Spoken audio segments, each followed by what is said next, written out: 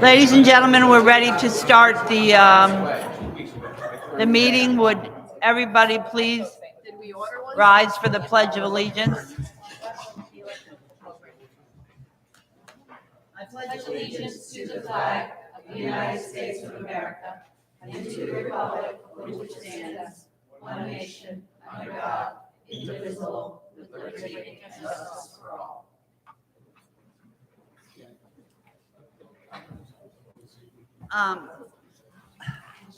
Superintendent Riley, would you like to say something about a student of ours before we move into the meeting? I would love to, since it was just made public, and I think all our school committee members did receive an email that had Eva's picture, but Eva White from our high school was recognized as the Rhode Island Interscholastic League Student Athlete of the Year. It's a huge...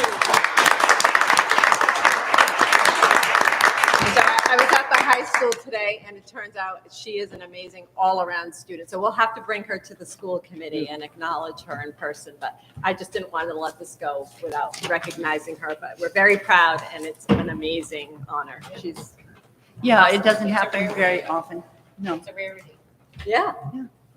And I like that it's a student athlete. Yes, absolutely. Yes, it is not just about athletics. It is about the whole well-rounded student. She meets all the criteria, so it's very exciting. Okay, good.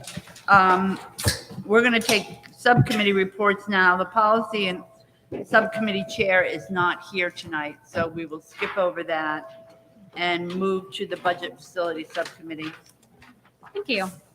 So our next meeting is May 18th. We're working on the agenda, and as soon as we get the agenda, we'll post it and hope you all can join. Thanks. You're welcome. All right, public comment. We have one public comment. Peter Hewitt. Only one? Only one. That's all we need. Am I fortunate or unfortunate? Half full, always fortunate. Yeah. Hi, my name is Peter Hewitt from Bristol, Rhode Island, 11 Wendy Drive. I just learned recently that Bristol Warren Schools has students from the middle school grades and the high school attending the collaborative up in Warren. And that I understand that the cost per student is $26,000. So I guess my question is, can someone tell me now or like via email, how many students do we have from Bristol Warren Schools attending that collaborative? And is the cost per student actually $26,000? And if the cost per student in Bristol Warren is more like $16,000 to $17,000 with the state subsidy, why are we paying the collaborative $26,000 per student to send them there? And what is the criteria for sending a student to the collaborative? Thank you very much. We'll get back to you, Mr. Hewitt, with the answer to that. Thank you. Anybody else? Okay, hearing none, I need a motion to accept the consent agenda. So moved. I need a Second. second. All in favor? Aye. Opposed? The ayes have it. Now, Superintendent Riley, would you like to address the consent agenda, please? I absolutely would. So we are very excited to announce the new principal of the Guitarists School, Mrs. Christine Hughes.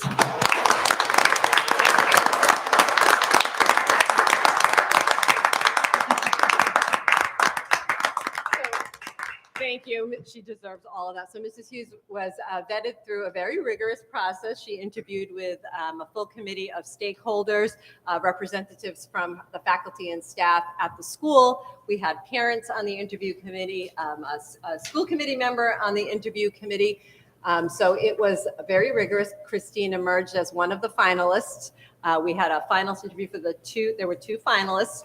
And Christine was selected after that final set of interviews. We're very excited. She's been in the district, I'll just say for a while. I'm not going to give away anything, Christine, but she has worked specifically as a coach from 2007 to 2001. after other previous roles in the district, which we are really excited about continuing the cadre of instructional coaching that Christine started and really continuing to build that support. So we know we can tap into Christine's expertise since she's not going anywhere. But we are very excited to embark on this new adventure with Christine. So congratulations. I'll say welcome again because you're already here, but welcome. And I want to thank her colleagues, my great elementary team. They showed up to support her. So excellent. So thank you and congratulations.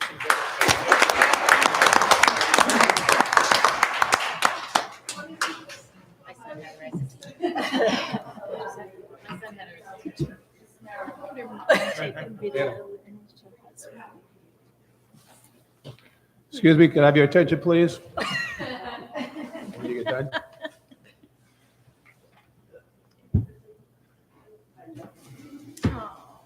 Christine, Christine, congratulations. By the way, where do you live?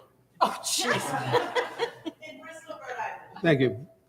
And are your lovely parents here to cheer you on to this new position? Just to let you know, people, the parents of Christine are right behind her. Congratulations to you also. Yeah. And the other thing is, I'd like to let you know that besides Christine working in this district for quite a while, so did her mother, who is retiring, and so did her uncle. So, I mean, we have some major genes in this family right here that is doing very well. And Christine, I hope you read that we always hire the most qualified person, and we are an equal opportunity employer. So from that point, thank you very much for coming here, and have a good time. Thank you very much. And Christine, I made your mother promise she was going to volunteer at the Guitarists school. She's retired, so sign her up. Mrs.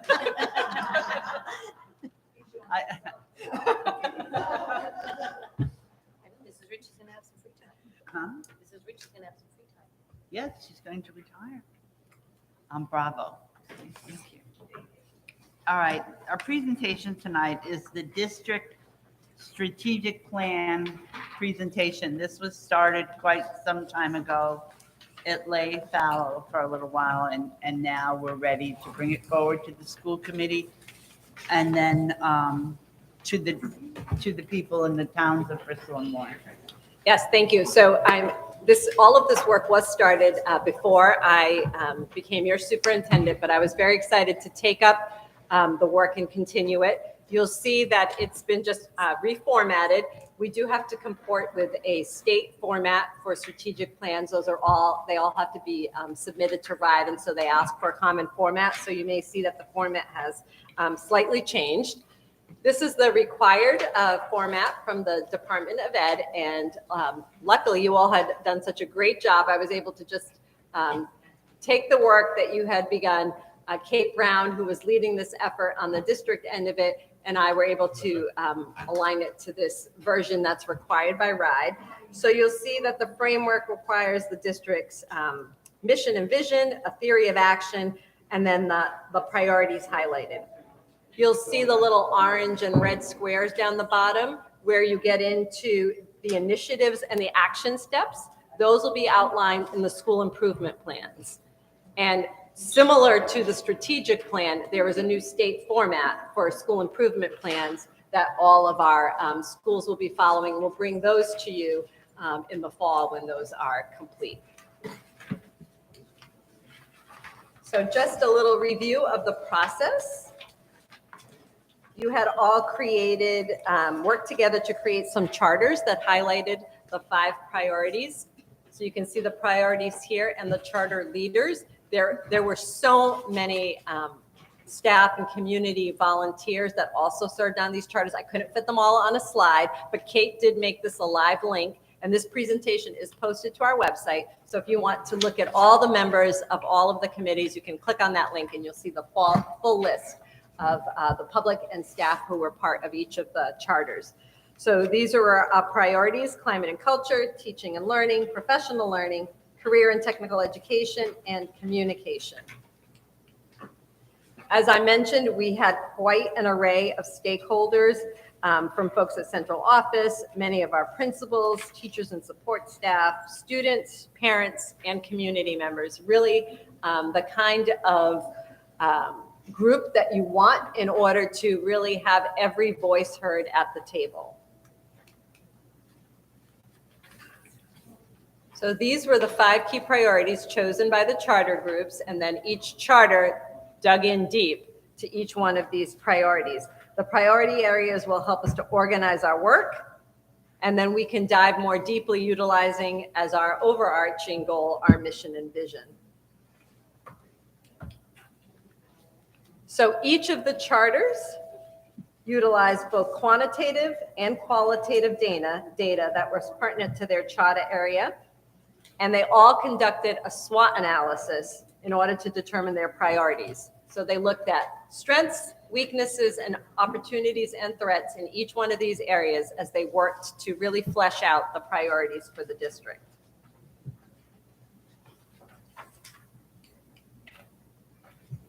So now you can see we started from an area of strength. What were the things that were happening in the district in each one of these areas that we wanted to highlight as things that were going well and were places that we could begin building upon, the foundation from where we can move forward. I won't go through each of these in detail. You can surely look at them on our website if you haven't looked at them before. And if you were on one of the charters, I'm sure you're very familiar with them. Reminder of our mission statement. This is a long-standing mission of the district. Kate and I looked back. We can't find one that existed before this. So this one has been in place for quite a long time, but I think it has stood the test of time. It is still the direction. It is still our goal and the vision that we hold as we move through the strategic plan.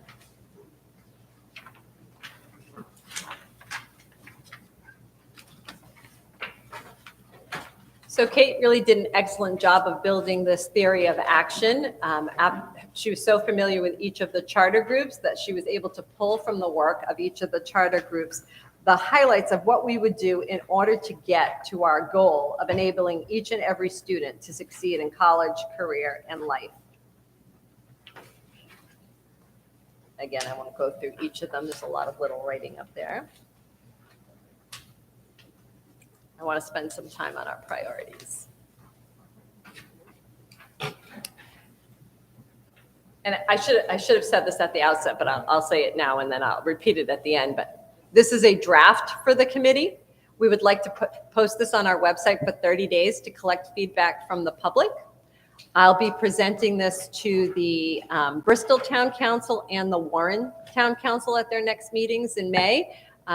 We really want to get this information out to the community to gather even more feedback in addition to the stakeholders who already participated. We want to hear from as many voices as we can. So after our 30 days of collecting feedback, I will bring it back to the committee in its final form for adoption. So I'll say that now, and then I'll repeat how folks can do that at the end of the presentation. So our first priority, which was engaging families and community partners in creating safe, inclusive, vibrant, and adaptive learning environments that support all students in realizing their full potential as productive and successful members of our community. Then what you see in the bullets is what was highlighted from each of the charters. What we added at the final set of meetings were how we were going to measure progress for each of these. So if you look down below at the measures, what you see are the baselines. When the schools do their school improvement plans, they'll look at each individual baseline data for their school and set a goal for improvement. And then we'll be able to take the improvement goals and create an average for the district. So you don't see what our final goal is on here, you just see our baseline, and then we will add the final goals once the school improvement plans are complete. So you can see one of the ways that we'll measure how we improve our climate and culture is by looking at SurveyWorks data. If you're unfamiliar with SurveyWorks data, it's an annual survey that's put out by RIDE. It invites students, parents and families, and staff to participate in answering the questions and then creates a trend line of data. It has been going on in the state for more than 20 years. And so we have really excellent historical database to start from and to move forward on. One of the places that we have to improve on is the percent of parents and families who complete SurveyWorks. But we have a very large number of students who participate because we include SurveyWorks during opportunities at school to take that schedule. So if you look at our baseline on Survey Works for School Climate, you'll see that 59% of our students and families see our school climates as favorable. And again, this is the average for the district, not each school individually. So each school individually will have its own data point. And I don't know if you can see it on the slide, but it's colored there in purple. These are live links. So when you look at this presentation online, you'll be able to click on the link and see the full data set if you want to look at all the other information. We will be reviewing student and staff attendance, disciplinary referrals, and nurse visits. We'll also be looking at student proficiency and academic achievement. So you can see our baseline data for SAT. In ELA, it's at 48% proficiency. In math, it's at 23% proficiency. And you can see our RICAS data is 49% in math. 49% ELA proficiency and 29% math proficiency. This is last year's data. So we don't have this year's data yet. We will have that data in August for SAT and not until closer to October for RICAS. Okay. Priority 2. We want to strengthen students' pre-K to 12 roadmap to college and careers through high-quality core curriculum and robust multi-tiered systems of support within each school. And if you're not familiar with the term multi-tiered systems of support, that just means being able to provide students additional help, whether it's academically or socially emotionally in our schools. And so we have a framework for it's the short code name for it is MTSS, but we have a framework for MTSS, and we will be hiring an MTSS coordinator for next year to help make that consistent across the district. So it's common language for all staff, but also that students are accustomed and familiar with the verbiage. So that is something that is definitely on our list to work on for next year. And then how will we measure success? Again, similar to the previous one, we'll be looking at our data again, but we'll also be looking at our completed implementation around our high quality curriculum. We've already accomplished much of that in both English language arts and math at the K-8 level. We are piloting some systems right now at the high school level, and we'll have those purchased and ready for next year. And then we'll be moving on to implement high quality curriculum in science. That's our next set of curriculum that we need to review. All of our educators will be trained in the science of reading by the completion of next year. That's another one of our goals. And then the overall arching proficiency measure required by the state is the 75% for all students. That's on SAT, that's on RICAS, that's on all assessments. So that is our target data. We say 5 years. I hope we don't have to wait 5 years for that. So our goal will to be to monitor that on a regular basis. As soon as we get that data in the fall, we'll bring it to all of you, and then we'll look at how we can improve whatever number we have then moving forward. I do anticipate some improvement. Remember that this data that you're looking at from last year is our COVID year. I do anticipate that we'll see an improvement from that data and have a better baseline to go from in the fall when we receive those numbers. And then, where am I? All students will also create an ILP, grades 6 through 12, an individualized learning plan. We talked a little bit about that at an earlier school committee meeting. And what we found just in that exploration is that not everyone was even familiar with the term. And so that's something that we're working on. We want to increase support for, and we really want to make sure that every student can identify for themselves what their goals are moving forward from 6th through 12th grade. We want our students to continue to perform better and better. We also have to support our staff with high quality professional learning. As you heard me say, we have just purchased brand new literacy curriculum. We already had green or high quality math curriculum. We'll be purchasing science curriculum. None of that stuff happens by magic. We need to support our teachers in implementing that and learning those new programs and being able to support students in the classroom. So we want to continue providing the implementation support for the new programs that are purchased, but also a rekindling of the professional development and learning that happened with the programs we already owned. For example, our math program, we've already owned a green math curriculum for 5 or 6 years. However, all of that training happened 5 or 6 years ago. We've hired many teachers since then. And so we really want to rekindle that professional learning and create some more opportunities in math for our staff. So we have some work to do for sure in professional learning. School improvement teams at each school that will help to build those school improvement plans that will align to this overall strategic plan. And one of the other commitments from the charter was to create a district steering committee that will provide an advanced calendar of what we'll be working on in terms of professional learning. So the ways that we'll measure progress from that is, again, SurveyWorks actually tracks how teachers feel about professional learning. And so when I pulled up our baseline, it's low. It says 34% of our teachers feel like that the professional learning is supporting their growth. So we definitely want to grow that number. We want to make sure that we're providing professional learning for our staff that meets their needs and helps to support them in the work they're doing with students. And I am definitely summarizing. So if you see something on here you have a question about or want to know more about, just let me know. I'm trying to get through each of the slides so that when the public looks at this, they're not just looking at it blindly. They have some information.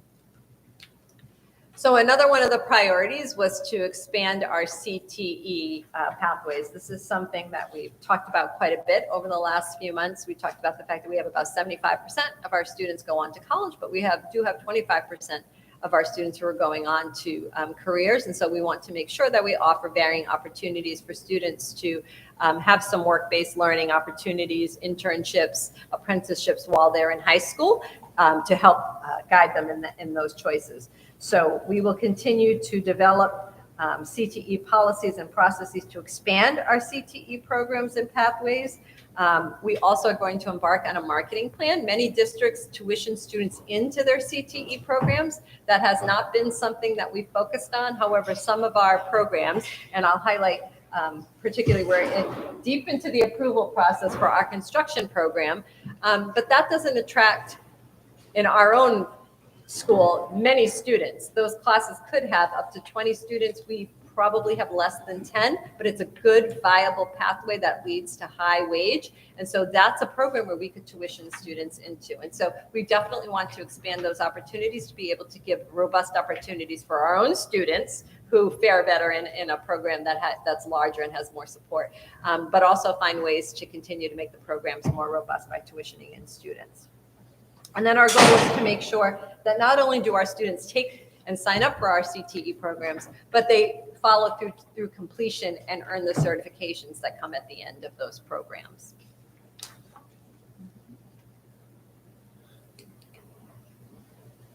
And then I think this is a really important one, and I want to highlight that this priority is around communication. How do we make sure that we're really communicating in timely and an intentional manner, not just with our students and families, but also with our staff and community, so that everyone knows and appreciates all of the work that's happening here in our school district? I think there are so many really amazing things, and I'm glad we started this meeting with Eva White, because I think she's just one example of so many students who are just doing amazing things right here in our school, and even some of our recent graduates and alumni who go on to do some really amazing things. And I don't want us to lose sight of that. And I think we haven't done a really good job of promoting all of the excellent things that go on here in Bristol Warren. And so that will be one of our goals.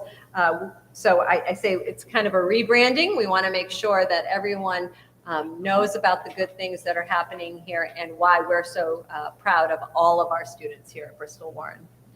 So we want to foster that a culture where everyone in the community values the work that's happening here.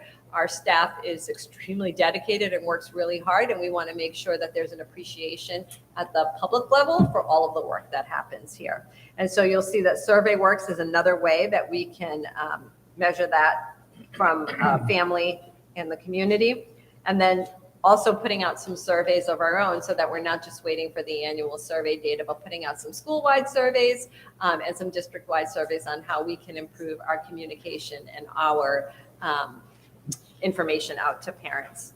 We also have a new website that was launched last week with lots of great analytics, so we can look at how many times people are coming to our page, what is it they're looking at, where can we improve, where can we see that we could beef up those communications.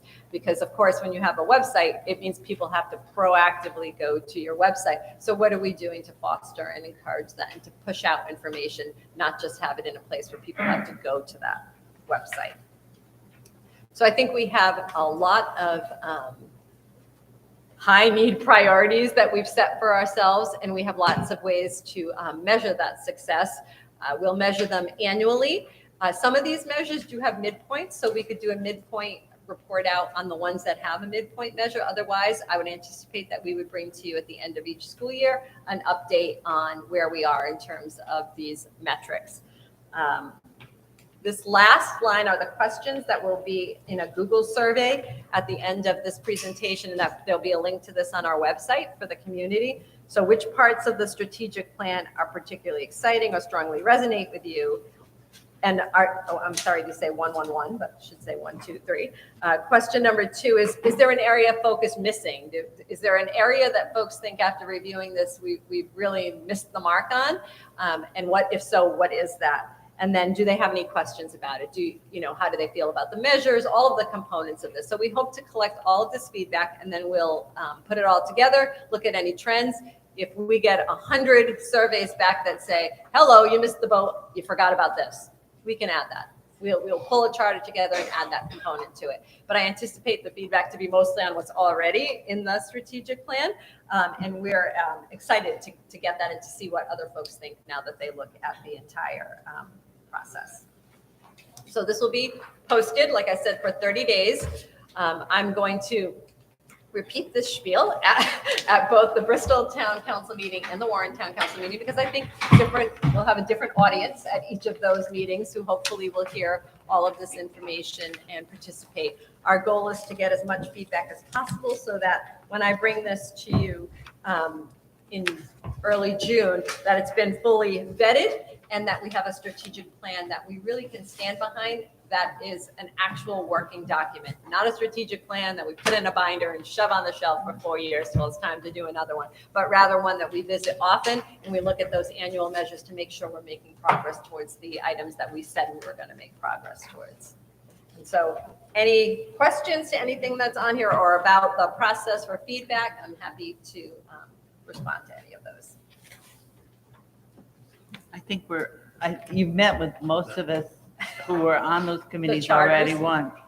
I just think it's important for people to go online and say what it is they want to say so that we can get real true feedback about what they like or don't like about it. And then we can take a look at it. So I would encourage everybody out there in TV land or on YouTube or wherever to speak up. Yes, Mr. Hewitt. Sorry, Sheila. No, there is no public discourse tonight. This is a business meeting. Can I ask a question? You can ask a question online. I never get an answer on it. I said you could ask a question online, or you may contact the superintendent at your leisure. Well, it's a question I've already asked No, at our meeting. there is no public interaction in a business meeting. Okay. Sheila has something.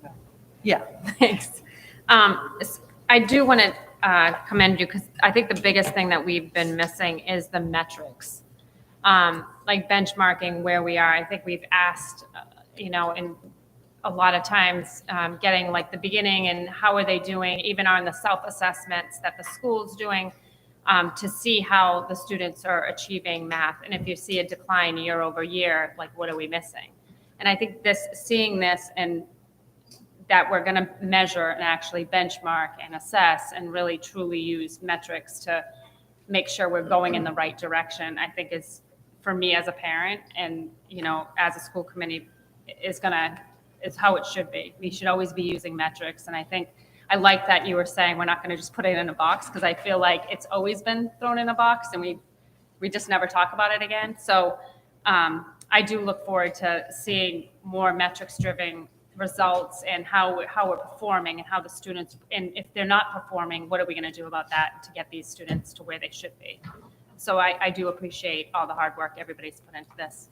Thank you. And I'll just add, there is a metric missing from here. It's our iReady data. So Yeah, this is our end of the year iReady Yeah. data. So that metric will be added to this. Okay, so it's just perfect. not on here. And then you'll be not only briefing us out, the full committee, but also be putting it on the website Yes. when you do, so parents can see just how everybody's doing across the board.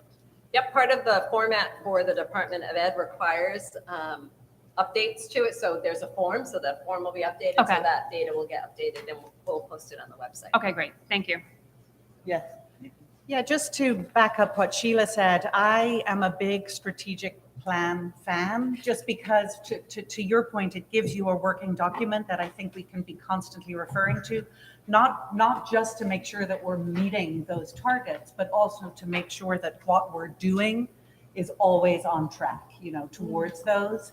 And being part of this process was hugely helpful for me. I was on the Teaching and Learning Charter with Dr. Sana, and the level of engagement from the folks from the community that joined, it was really, truly meaningful conversations that I hope everybody that was part of it from the public sort of benefited from.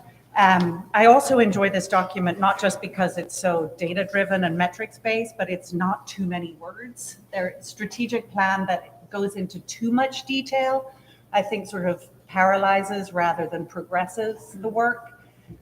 There's enough space in here for agility between the individual schools, and for those building leaders and school improvement teams to make to sort of make adjustments and shifts depending on what those particular school needs are. Because in teaching and learning, we saw that there was a lot of difference between the schools.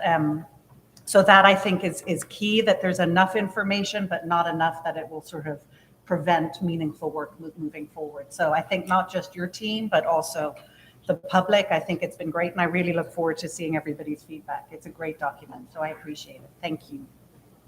Yes, this is the summary document. There's so much valuable data that was collected on every charter that will be shared out with each one of the schools as they work towards the school improvement plans in each one of the groups. There was some research done, and there was lots of collection and accumulation of information that will be shared with the schools. So this is the summary document. And I apologize, someone did point out to me there's a lot of edu-speak in here. I did try to go back and explain any of the acronyms, and I know they still sound a lot like edu-speak, but I'm happy to help explain any of the terms that are in here. And if that's something that folks have a question on, I'll continue to try to put some notes in the footnotes of the presentation to clarify any of those other words and phrases that we was gonna be use. my suggestion. Mr. Hewitt, what is it that you don't understand about the rules, please? Should I make a statement? I want to ask a question, because I know you don't like to ask a question. Should I make a statement? Because I think you're doing a disservice to the public when you shut everybody down. Peter. Except for the 15 minutes of public comment, before anybody knows what Ms. Riley is going to be briefing us on. Ladies and gentlemen, does anybody else here have anything to say about the strategic plan before I move on? Nope. All right, thanks. Thanks, Superintendent Riley. Appreciate it. Appreciate that we're finally on the way to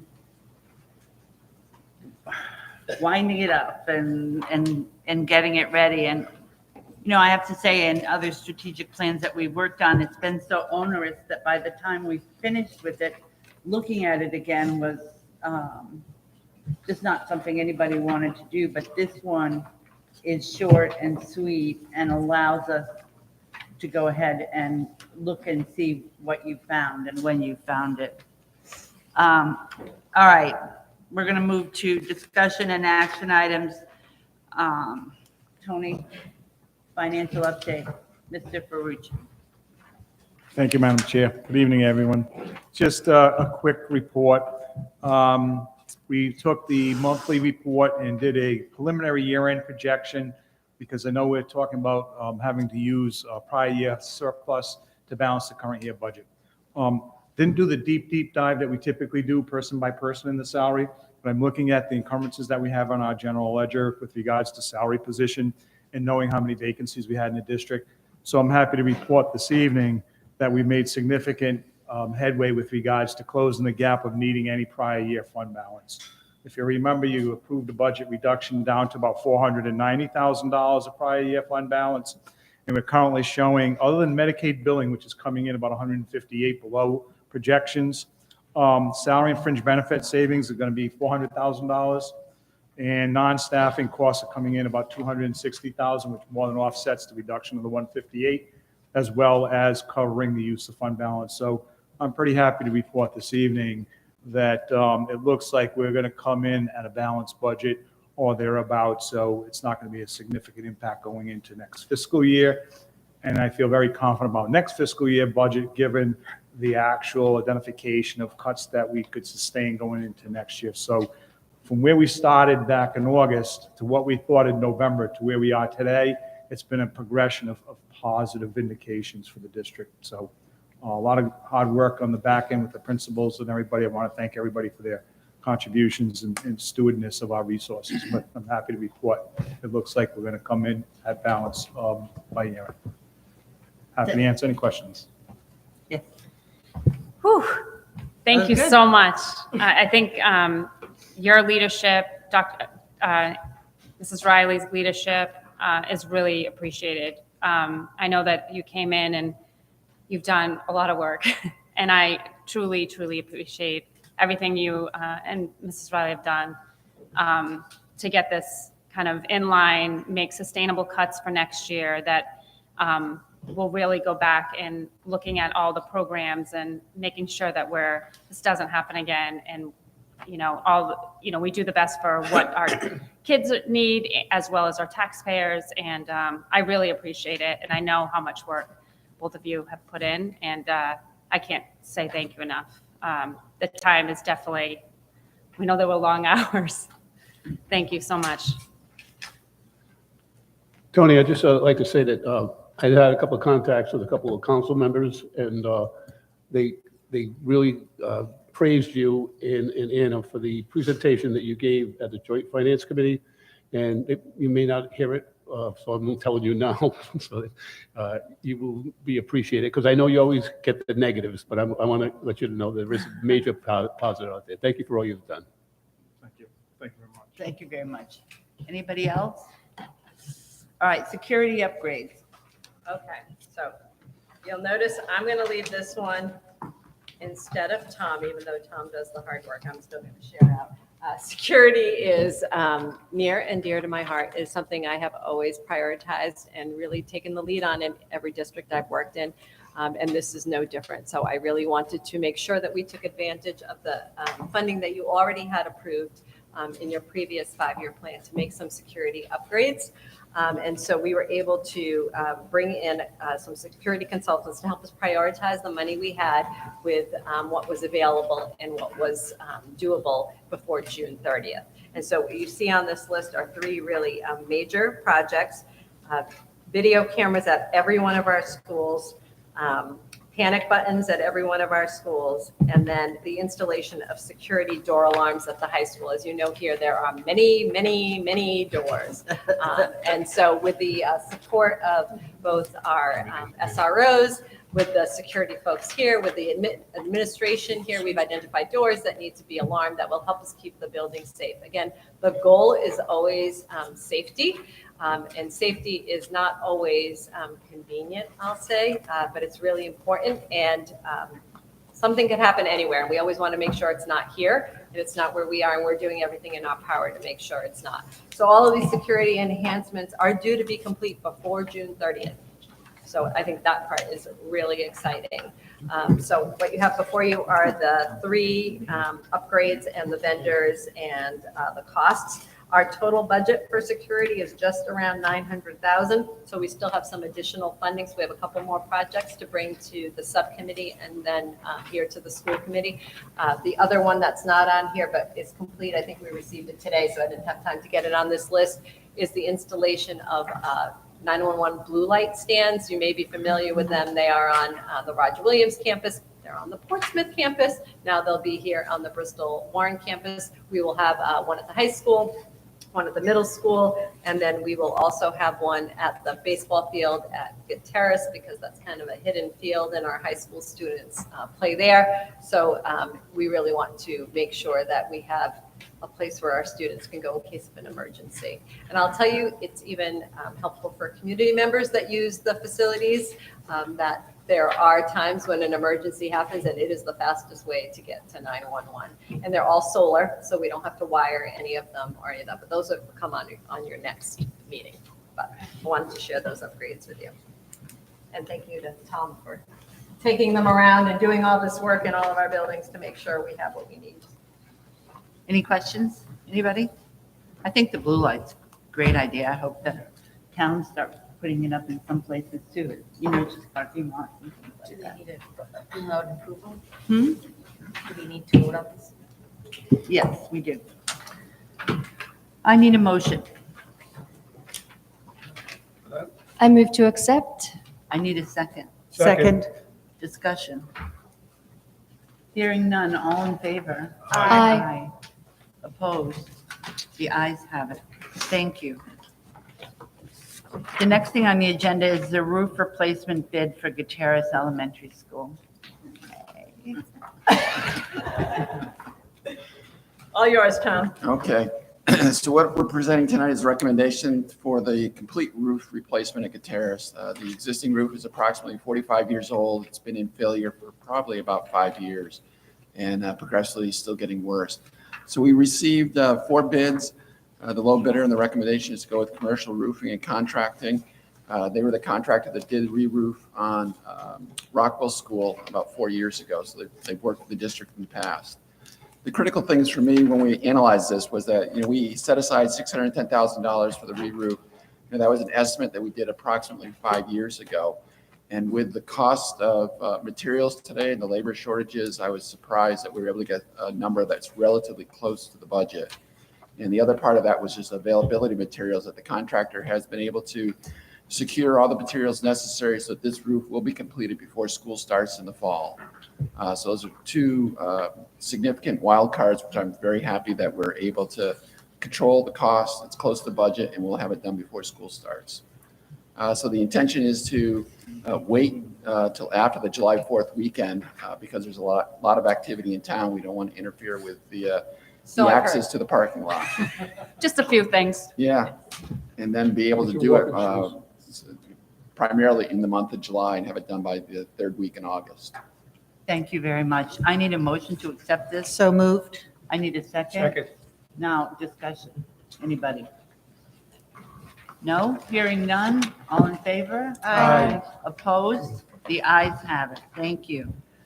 The next one, item on the agenda is the Little Compton request for proposal, and I'm going to let Superintendent Riley talk about that. Sure. So Little Compton is a K-8 school district, and so they tuition their high school students to another district. So their contract with Portsmouth is ending, and they've gone out to RFP to tuition for high school students. I have had a conversation with our team. We do have room at our high school. They have approximately 95 students, grades 9 through 12. And I feel confident that we can meet all of their requirements that's in the RFP. So I'm looking for your permission to put out that RFP as a way to both grow our student body, but also bring some revenue into the district. I need a motion so we can have a discussion. Make the, So so move. Second. All right, discussion. Who pays for the transportation of these students? Little Compton does, that's They- part of their RFP. So that's not a cost at all. Nope, they provide the transportation. Thank you. Anybody else? Hearing none, all in favor? Aye. Aye. Aye. Opposed? The ayes have it. The next thing on the agenda is the policy DFG, gate receipts and admissions for a second reading. I need a motion So moved. and a second, Second. and then a discussion. So since our chair policy is in here, I'll just update. We did add your requested move from the exhibit to the policy. So you'll notice the next 2 paragraphs are what came out and was put in there. That was the Yep. request of the group. So I think now it comports to what you all asked for. Most of you asked for. Happy to take any other feedback if you have any. Otherwise, I think it's ready for a vote. No, I think I already said that. All right, hearing none, all in favor? Aye. Opposed? Me. Okay. Thanks for the wording. And the last thing on the agenda is the high school graduation requirements resolution. Do you want to talk about that, Superintendent Riley, or do you want me to? I think this came from the School Committee Association. They're did. looking for support. So as you know, out for public comment right now are the secondary regs. And one of the concerns that has been put out by RIASC is that they do not feel there's been enough support attached to the new regulations in order to implement them. And so this is a request to, if you're going to change all those regulations, then please make sure there's funding to support that. So I don't think there's anything in here that's contrary to any of the requests that are being made. Everyone agrees that we want our secondary regs to be rigorous, to really be something to be achievable and attainable. But we want those to also be supported with funding. So that's the intent of this resolution. So I need a motion So moved. and a second Second. discussion. So just for clarification, these are the proposed required changes that we went to the hearings for RIDE, or are these the ones that are already in legislation? They're already in legislation. No, these are the new high school These graduation are the new requirements. proposed Yeah. I only. that we had the presentation Those on. do include, though, financial literacy, which is a part of the new regulations, and the civics requirement, which is a part of the new regulation. Because there are, you can correct me if I'm wrong, but there are the legislature already voted on certain requirements that are not included in those. Right, so what's in the regs Proposals. is how. Okay, So the legislation said you have to have a financial literacy component, you have to teach physics. In the regs is how that gets accomplished.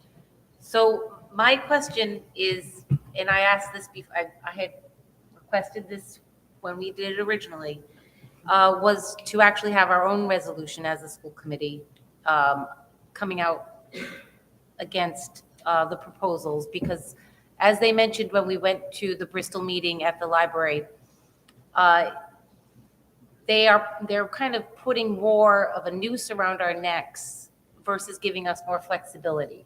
So our days are only so long, and by adding more requirements instead of giving recommendations on how we can better our students, someone actually brought up at that meeting using the ILP as a graduation requirement, because each child, we are trying to create environments where each child is successful, and using their personal ILPs wouldn't, because every child is going to have different graduation requirements, whether they are career or whether they are college bound or whether they are military bound. So that's my only statement that I want to be consistent with, because for instance, I was just told today, everyone got their notification about going, if they got into the East Providence Tech program. So there were some happy people and there were some unhappy people. I guess they had 400 applicants for 250 spots. So I'm guessing that the need for career tech programming is higher than what we are giving credit to at some points with those proposed regulations. And initially, the resolution that we got really just talked about civics, Holocaust students, and American Studies program. This one here has added the new high school requirements, which they haven't voted on yet. The ones they have in here are the ones that the General Assembly voted on and said, well, you will do, and we're not going to give you any money for it. And I thought that's what this resolution was about. That the resolution that Tara's talking about builds on this one, but this one they've already, whether they do anything with the high school requirements or not, this one is already in motion. That was my question. Yeah. Yeah. Right, this rolled them together. Correct, but the original one that we got from one of the schools didn't. It was just Oh, from another school. This is what came from the school committee association. It was Okay. this blank where you fill in your own district and your own information, but this is the template that we got from RIASC. Okay. But I don't remember which town sent that one, but we get them all the time. I from know all we the do. I towns. know, that's not, I don't think it's that one, but I know, but initially it said the ones that they had mandated, That specifically only listed the civics. I can go back and look to see which one yeah, that is. and I thought that was what the original one was. And I don't have a problem with what Tara's talking about. Yeah. Because it does expound on this one. So not to get off topic, I support this resolution, but I would like to see our school committee follow along with many other school committees that have also created resolutions not supporting the RIDE proposals. So I'm looking at it as two different resolutions, not all the same, because the reason we didn't bring the high school one was because they hadn't finished the hearings and the public comment time hasn't even finished yet. Right. Doesn't go until May. So I think it should be two, Tara, this one Yeah. and then the one you're Yes. talking about. So the Yes. one you're talking about, we have to wait until, Well, once the process, and Diane can answer probably better, the process is going to be closed, I think, April 30th. no, it's in May. Oh, They May. moved it, They extended They it out to extended it. May. But then once it is closed, it's going to go into a committee room and they're going to decide. It goes to their council. Yeah, it goes It'll go in, to so- them. so there'll this be is no more- preempting that. What this is saying is before you vote on it, find a way to fund it. Yeah, and I'm saying That's before what you this vote on it, resolution is really saying. listen, one of the teachers actually in the room said, why is it always they come down with requirements and recommendations but they don't ever ask from the bottom up? Why do they never ask the teachers or the people in the trenches what the actual need is? So that's why I'm saying we should just have a voice in that room even before they make the decision. I don't disagree with you, but what's our pleasure? Do we agree to this one and then agree to another one in May Yes, that goes farther? that's what I would like. Is that all right with Yeah. everyone here? But this one, don't you think we would put the ones that they've already approved? Yeah, and that's in here. No, Yes. I think it's everything. Anna, is this everything? This is what they're going to approve and what they've already approved? Yes. So this is, in the regs, they've incorporated the legislation. Because the legislation just says you must do this. It doesn't tell you how to do it. Right. In the regs, they say, well, here's how you can meet that requirement. So yes, it includes all the legislation and the secondary regs. And the goal of this is to say, before you adopt those regs, can someone identify for us? You can see the Right. last, Yep. before it's resolved there, that you determine the incremental cost to districts.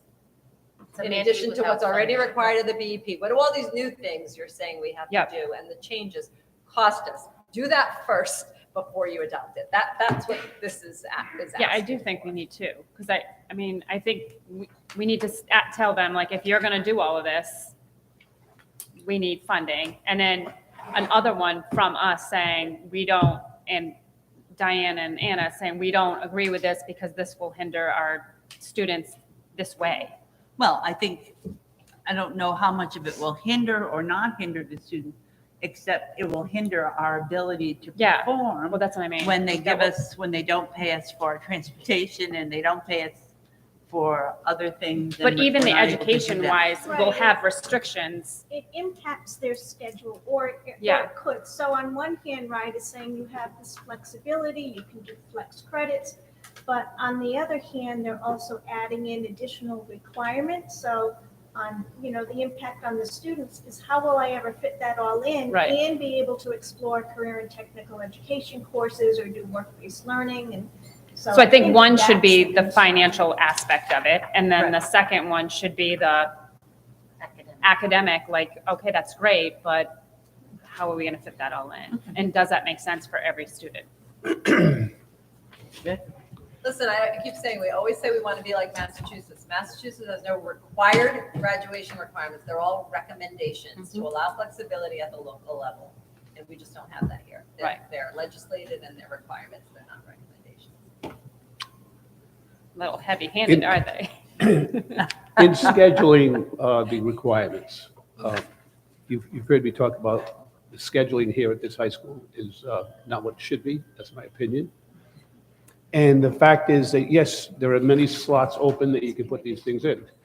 I will tell you that I know of a cherub who went to college and also went on the house building project here at this school. Sorry. At this time, right? He and another individual got their college requirements and got the building thing in the schedule that we have right now, only because we changed it, if you recall, a couple years ago to be a reasonable schedule that they have right now. So I'm telling you, in my opinion, that what the requirements are here can be put into that schedule, and our students will be able to achieve both areas.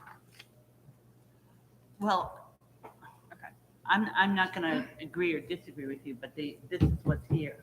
Yeah. Yeah. So, Yeah, I think this one first. 'cause this is so like the we're cost. going to do this one for this month, and then in May we'll craft the other one that talks about our time constraints. And really, to be quite honest, if you're on a fixed schedule, there are only so many periods in the morning that you can have before you go to work or whatever it is that you're doing, or vice versa. If you go in the morning and then come in the afternoon, there are only so many slots in the day.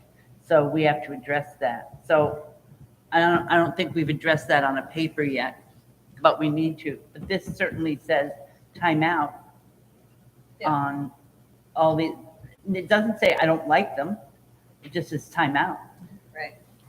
Stop So- giving us mandates without funding. They'll never stop doing that. Well, I'm just saying, that's what this says. Stop giving us mandates without funding. Stop. This is basically money is Recommended. what we're talking about here. Correct. You can talk about all the schedule, but this is basically money. Correct. This is Right. money.